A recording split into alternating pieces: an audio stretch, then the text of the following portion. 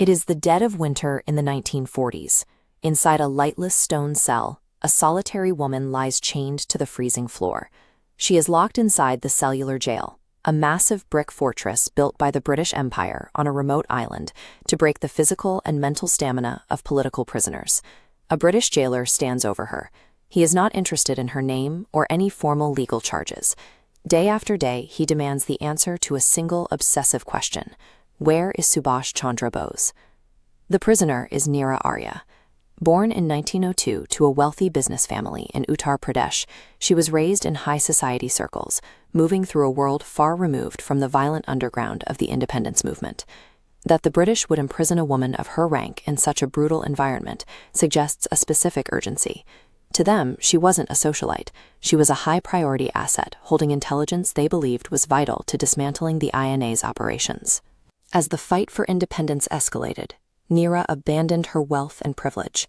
She traveled to Singapore and enlisted directly in the Indian National Army. She was assigned to the Rani of Jhansi Regiment, an all-female combat unit formed under the direct command of Subhash Chandra Bose. Her value was quickly recognized by the INA leadership. Disguising herself as a male soldier, Nira began infiltrating British military camps to gather troop movements, operating as the movement's first female spy. Her intelligence work shielded the INA from numerous British strikes, earning her the direct trust of Bose himself. By moving from the infantry trenches into the world of espionage, Nira became a primary target for British counterintelligence, heading for a collision with the Empire's police. The greatest danger to Nira's life was waiting for her at home. Her husband, Shrikant Jairanjan Das, was a high-ranking inspector in the British Criminal Investigation Department.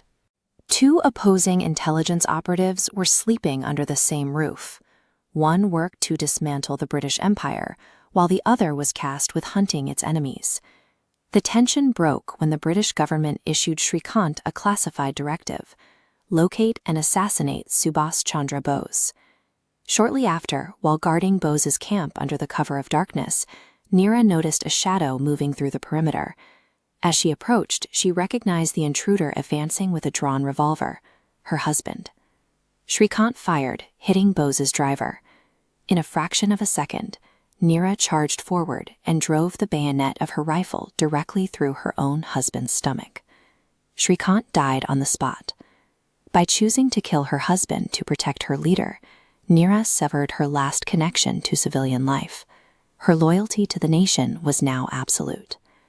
Back in the isolation of the cellular jail, the British jailer makes his final offer.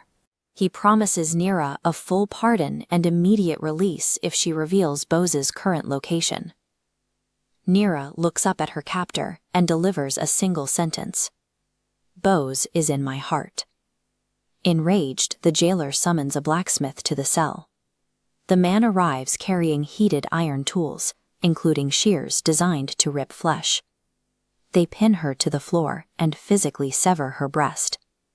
Throughout the mutilation, Nira refuses to provide any information about the INA or its leader.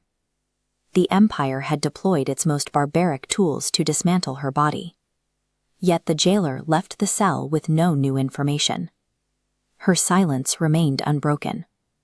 The prison doors opened following India's independence, but Nira walked out of the cellular jail physically scarred and carrying immense psychological trauma.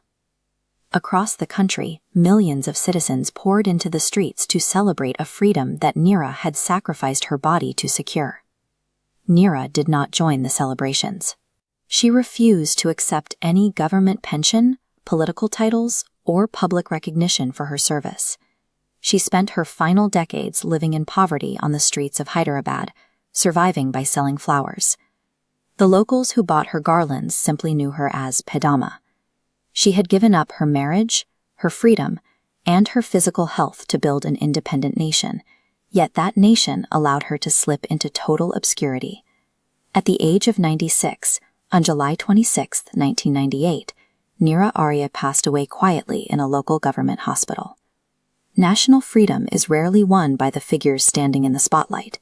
It is often purchased in the shadows, paid for with the blood of those history too easily forgets.